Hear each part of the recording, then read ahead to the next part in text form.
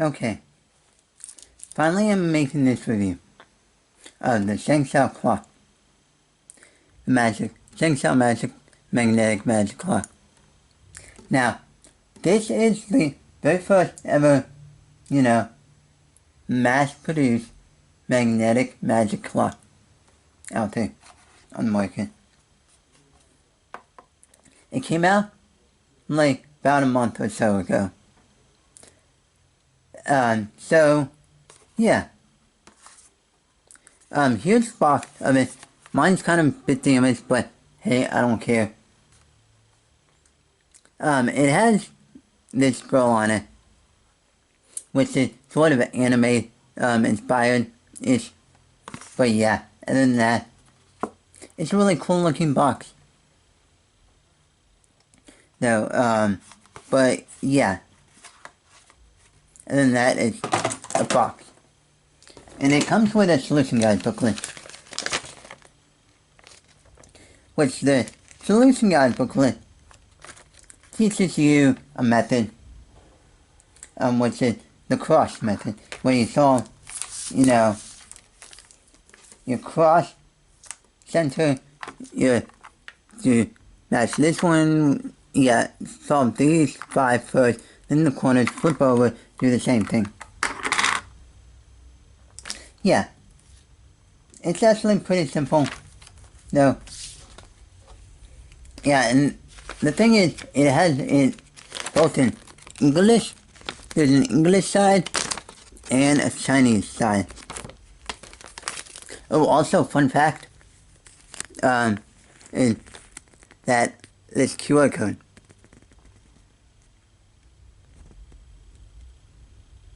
If you scan the QR code, it will bring you to ShengShou's website, and it will show you all the current products that they have up in their product line. And a lot of those puzzles you see there are ones that might not have known existed, because not every cube store sells it, though, or even carries it anymore. It's like, let's say, the original ShengShou 3x3, which I have over there, like up there on the table, behind, over there, front of the camera, behind this table, and that 3x3 is like over 10 years old. It was produced back in 2008 or something like that, 2009-ish, and yet it's still being sold, but not very many stores still have it in stock. But other than that, there's it, the clock. Now, I'm not a super heavy clock solver like I was like about 8 years ago or so. My opinions on this clock is just my own opinion. And I will be comparing it to my original Rubik's clock and what I think of it. So, as for the clock puzzle, this is not much of an improvement from the original, except for the added magnet to help the pin stay together.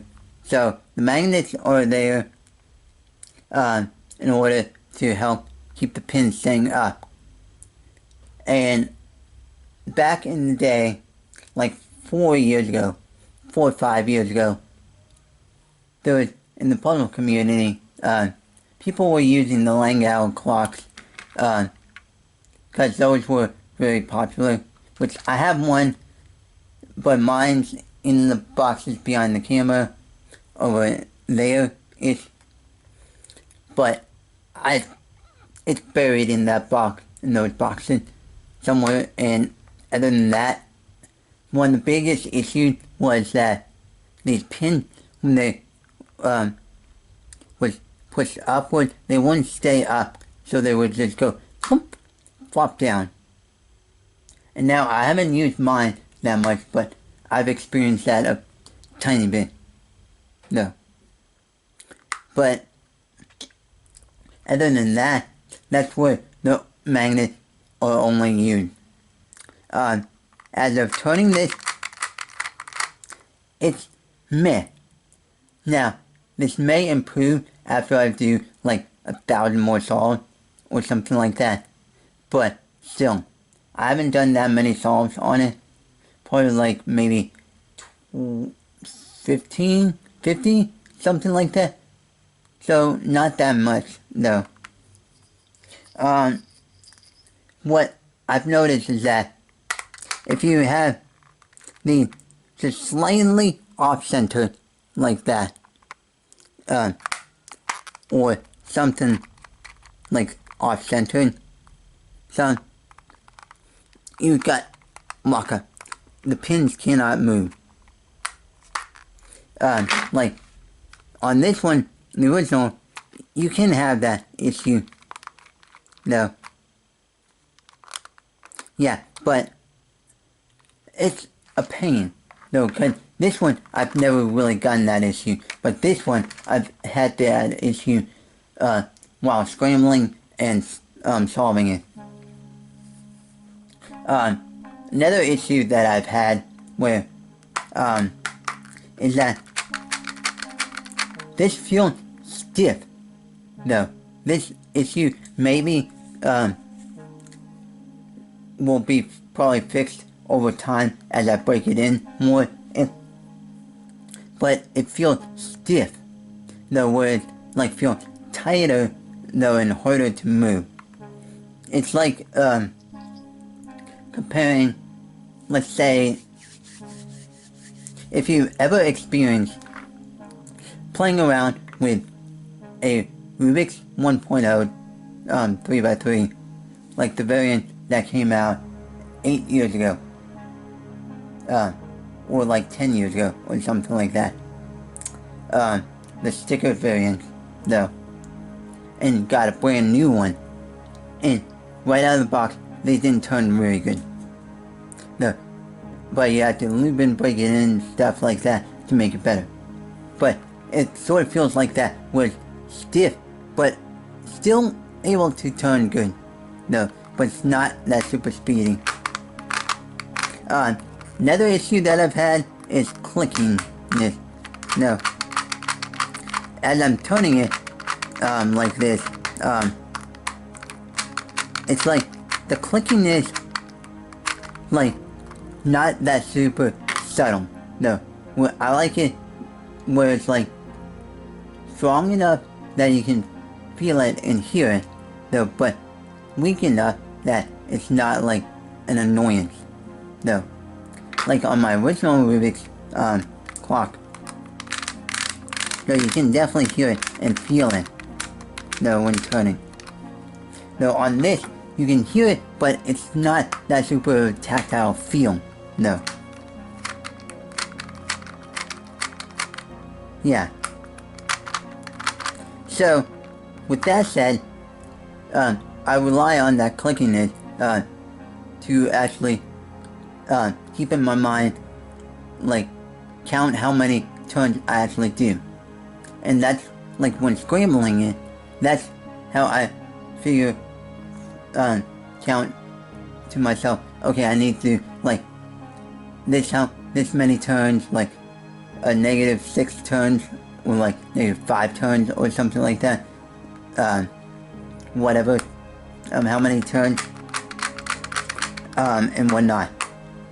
Another issue that I've had is not really that big of an issue for me, it's just that it's combining with that clicking tactileness where certain pin orientation feel clickier than others.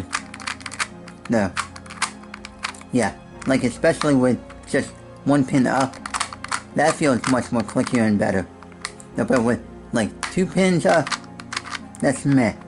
3 pins, it's getting worse. All 4 pins up, it's even worse. So I can, like, if while turning it like this right now, you know, you can barely even hear that clickiness.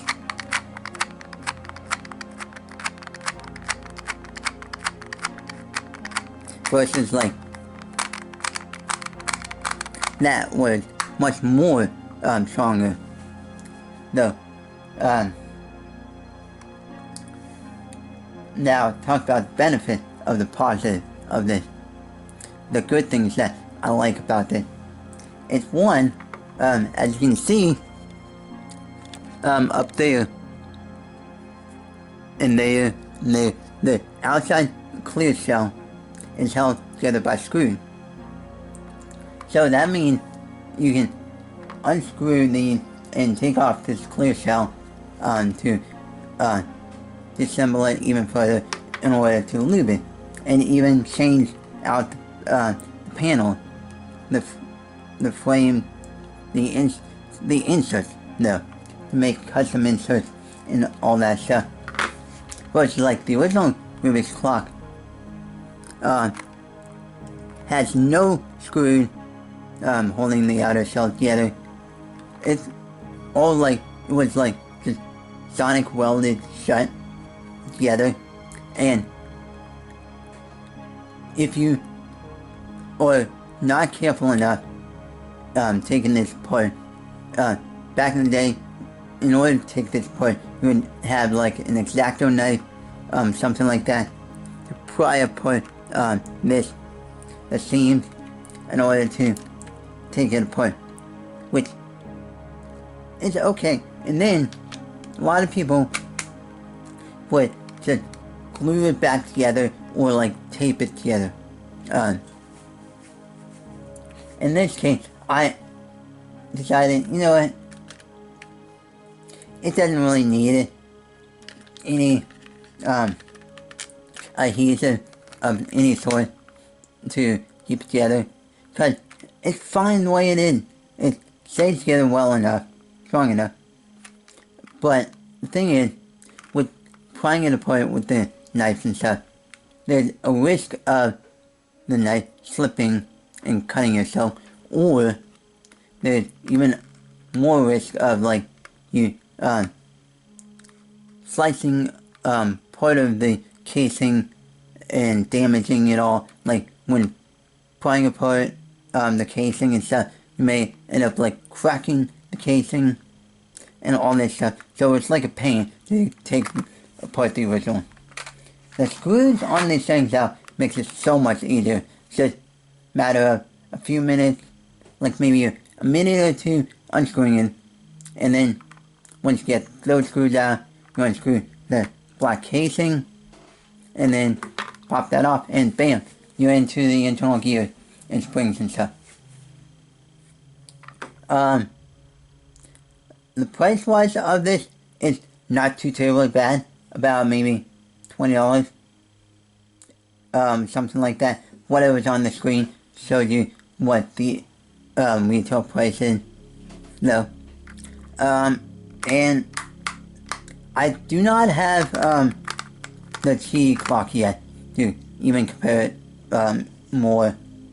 But what I've heard from the Qi clock is that there's some people complaining that when you like flick this to that, the gear turn so fast and so smoothly that you can do like a 720 or 1080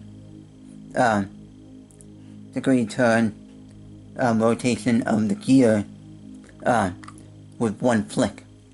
So it's like you can make it go 12 point up from 12, go past 12 like 5 times in one flick, which is cool.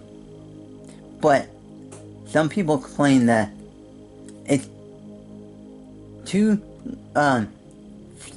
smooth, and so that there was a video that just recently saw that someone just added some more magnets to make it stronger strength and made it a bit better. But other than this, other than the complaints and the benefits of what I said about this clock, it's a really good clock. No. I would highly recommend buying this, other than like just hunting down on like the secondhand marketplace and spending like something like 20 to 30, like 20 to 40, $50 or more on this, depending on who you buy it from, where you buy it from, and what condition it's in. No. And the cheapest that I've seen the original being sold at is something like maybe $10. I don't remember exactly, but it was like some cheap price. No. But yeah, this is a good modern day alternative that in a lot of cubing stores right now. No, since it just came out. No. And yeah, ShengShou actually did a good job on this. No. And slightly improving the mechanism of this. So overall, the Rubik's clock mechanism, it uses a mechanism that cannot be really changed dramatically enough to actually alter the internal so that the outside would look the same. It's like comparing an original 1980 Rubik's brand 3x3 to like a brand new cube like the upcoming GAN 11 or whatever that new upcoming GAN cube is. No. So it's like that. No. But anyway, yeah, go and buy it. Though